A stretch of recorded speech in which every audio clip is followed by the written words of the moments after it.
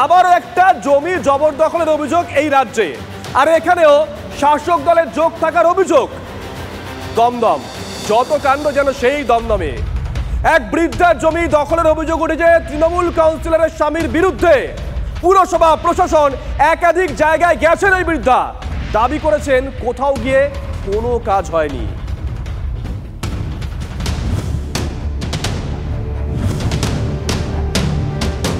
এ যেন ঘটনার ঘনঘটা দমদম পুরো এলাকা। পুকুর ভরাট করে বেআইনি নির্মাণের অভিযোগ তো ছিলই, এবার অন্যের জমি দখলের অভিযোগ উঠছে। ছকিনা বিবি নামে এক বৃদ্ধার অভিযোগ, তার জমি দখল করে নিয়েছেন শাসক দলের নেতা প্রাক্তন কাউন্সিলর। বৃদ্ধার দাবি, দমদম পুরসভার 2 নম্বর ওয়ার্ডের সাপুইপাড়া এলাকায় প্রায় 18 কাঠা জমি রয়েছে, সেই জমি দখল করে ঘর বানিয়ে ভাড়াটে বসানো হয়েছে বলে অভিযোগ 2 নম্বর ওয়ার্ডের তৃণমূল কাউন্সিলর বেবি মণ্ডলের স্বামী জলিল মণ্ডলের বিরুদ্ধে। পুরসভা ও প্রশাসনের দ্বারস্থ হয়েও কোনো কাজ হয়নি বলে অভিযোগ বৃদ্ধার। জমিটা আমার মায়ের সম্পত্তি, আলাদা আবার আরো পাবো, এর মধ্যে আরো অনেক সম্পত্তি আছে, সবটা নিয়ে খাচ্ছে। কি ওই জলিল মণ্ডল কেস করেছি, তারপর বিরাক্ত বসুর কাছে গেছি, উনি বললো যে কেস করো।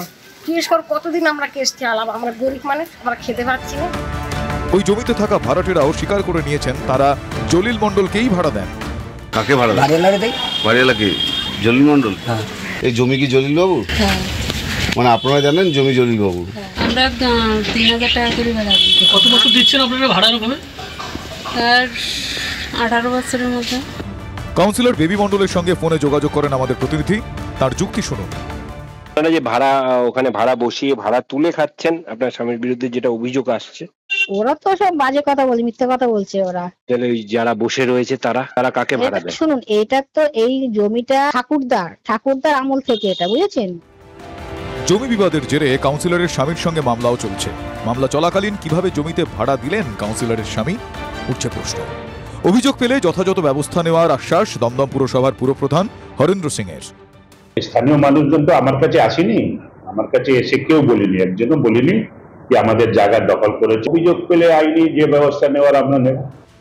কাউন্সিলরের স্বামী জলিল মণ্ডলের বাড়িতে গিয়ে তার সঙ্গে কথা বলতে গেলে TV9 বাংলার প্রতিনিধির সঙ্গে দুর্ব্যবহার করেন বলে অভিযোগ। অসহায় বৃদ্ধার প্রশ্ন, শাসক দলের নেতা বলেই কি গাজোয়ারি করছেন জলিল? বৃদ্ধার দাবি, তাদের থাকার জায়গা নেই, রোজগার নেই, সম্বল বলতে ওই মায়ের জমি। কিভাবে সেই জমি ফিরে পাবেন দিশেহারা ছকিনা বিবি। দমদম থেকে রঞ্জিত ধরের রিপোর্ট, TV9 বাংলা। দেখুন, যদি একটা ঘটনা ঘটতো আমরা বলতাম ব্যতিক্রমী একটা ঘটনা, এটা একটা নয়, একাধিক ঘটনা। দমদম দেখালাম, আর এবার কল্যাণীর ছবি দেখাবো। সেখানে জমি দখল, পুকুর ভরাট করে নির্মাণের অভিযোগ উঠেছে। এখানেও নিশানায় শাসক দলের কাউন্সিলর, একজন নয়, এক ঝাঁক। শুরুতে বলেছিলাম তালিকাটা দেখাই কার কার বিরুদ্ধে অভিযোগ। বিগওয়ালে দেখুন, একাধিক কাউন্সিলর, ভাইস চেয়ারম্যান বলরাম মাঝি, তার বিরুদ্ধে অভিযোগ উঠেছে। 1 নম্বর ওয়ার্ডের কাউন্সিলর সুশীল তালুকদার, তার বিরুদ্ধে অভিযোগ উঠেছে। কল্যাণী পুরসভার 6 নম্বর ওয়ার্ডের কাউন্সিলর শ্যামল দাস, তার বিরুদ্ধে অভিযোগ উঠেছে। 10 নম্বর ওয়ার্ডের কাউন্সিলর অরূপ মুখোপাধ্যায়, তার বিরুদ্ধে অভিযোগ উঠেছে। 18 নম্বর ওয়ার্ডের কাউন্সিলর দেবাশিস হালদার, তার বিরুদ্ধে অভিযোগ উঠেছে। কয়েকজনের নাম দিলাম, আরো বেশ কয়েকজনের বিরুদ্ধে কিন্তু কল্যাণী পুরসভায় অভিযোগ উঠছে। তালিকাটা ধীরে ধীরে আগামী দিনে আমরা সামনে আনার চেষ্টা করব। কাউন্সিলরের বিরুদ্ধে মুখ্যমন্ত্রী সহ বিভিন্ন দপ্তরে ইতিমধ্যেই লিখিত অভিযোগ দায়ের করা হয়েছে। তারপরে কি হয়েছে দেখুন বিস্তারিত প্রতিবেদন। কল্যাণী পুরো এলাকায় জমি জবরদখল থেকে শুরু করে পুকুর ভরাট সহ একাধিক বেআইনি কাজের অভিযোগ উঠেছে। নিশানায় শাসক দলের কাউন্সিলররা। ভাইস চেয়ারম্যান সহ 5 কাউন্সিলরের বিরুদ্ধে এক বাসিন্দা মুখ্যমন্ত্রীর কাছে লিখিত অভিযোগ জমা দেন। শাসক দলের পার্টির নেতারা জমি দখল করে, জলা জমি ভরাট করে বিক্রি করে, এবং জলা জমিতে দখল দিয়ে ট্যাক্স কাউন্সিলররা বের করে নিচ্ছে, বের করে তারা বিক্রি করছে বিভিন্ন জায়গায়। সেই নিয়ে প্রতিবাদ। নেতারা যদি এইভাবে দখল করে রাখে তো এটা তো হতে পারে না। কল্যাণী পুরসভার 14 নম্বর ওয়ার্ডের কাউন্সিলর ভাইস চেয়ারম্যান বলরাম মাঝির ওয়ার্ডে মাছ চাষের ঝিল ভরাট করে বাড়ি তৈরির অভিযোগ। কল্যাণী পুরসভার 6 নম্বর ওয়ার্ডের কাউন্সিলর শ্যামল দাসের বিরুদ্ধে পরিবারের কয়েকজনের নামে ফাঁকা সরকারি জমি লিখিয়ে নেওয়ার অভিযোগ।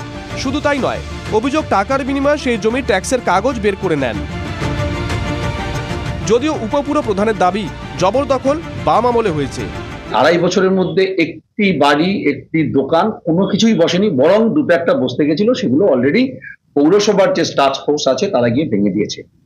যার যেই অভিযোগটা করা হচ্ছে সেগুলো হচ্ছে বাম আমল, বিশেষ করে তখন ডক্টর ঝা যখন চেয়ারম্যান ছিলেন। কল্যাণী পুরসভার 1 নম্বর ওয়ার্ডের কাউন্সিলর সুশীল তালুকদারের বিরুদ্ধে পুকুর ভরাট করে বাড়ি তৈরির অভিযোগ। 8 নম্বর ওয়ার্ডের সরকারি সুয়ারেজ ট্রিটমেন্ট প্ল্যান্টের জায়গায় অবৈধ পাকা বাড়ি তৈরির অভিযোগ। 10 নম্বর ওয়ার্ডের কাউন্সিলর অরূপ মুখোপাধ্যায়ের বিরুদ্ধে বিশ্বভারতী জায়গা দখল করে কংক্রিটের নির্মাণ তৈরির অভিযোগ। 18 নম্বর ওয়ার্ডের কাউন্সিলর দেবাশিস হালদারের বিরুদ্ধে সরকারি জায়গা দখল করে দোকান তৈরির অভিযোগ। যথারীতি অভিযোগ অস্বীকার করেন কাউন্সিলররা। দেখেনি কেউ এসে যে দলিলটা কি আছে। আপনারাও দেখুন, কাগজপত্র দেখুন, তাহলে বুঝিয়ে যাবেন ভিত্তিহীন কিনা। যদি কোথাও কোনো বিল্ডিং কনস্ট্রাকশন এক্সট্রা করে থাকে, যা বলবেন, যে শাস্তি দেবেন সেটা মাথায় রাখবেন। অভিযোগ করছে যে লক্ষ্মীওরাও এই জমি বিক্রি করছে। তারা দেখে নিক যে এই ট্যাক্সটা লক্ষ্মীওরার সময়ে হয়েছে নাকি লক্ষ্মীওরার আগে হয়েছে। আর যে অভিযোগটা করেছে সে নিজেই তার ভুট্টা বাজারে বহু রকম জমি বাড়ি বিক্রি করেছে। এতগুলো কাউন্সিলরের বিরুদ্ধে অভিযোগ ওঠায় এ নিয়ে নদিয়া জেলায় রাজনৈতিক চাপানুতর তুঙ্গে।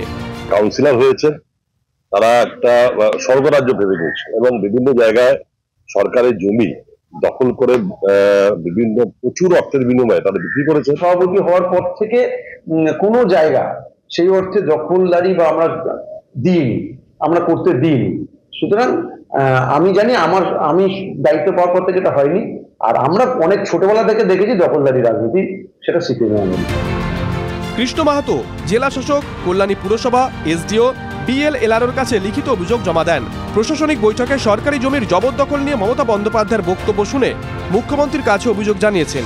আর এই অভিযোগ ঘিরে শোরগোল পড়ে যায় কল্যাণী পুরসভায়। নদিয়া থেকে মহাদেব কুণ্ডুর রিপোর্ট, TV9 বাংলা।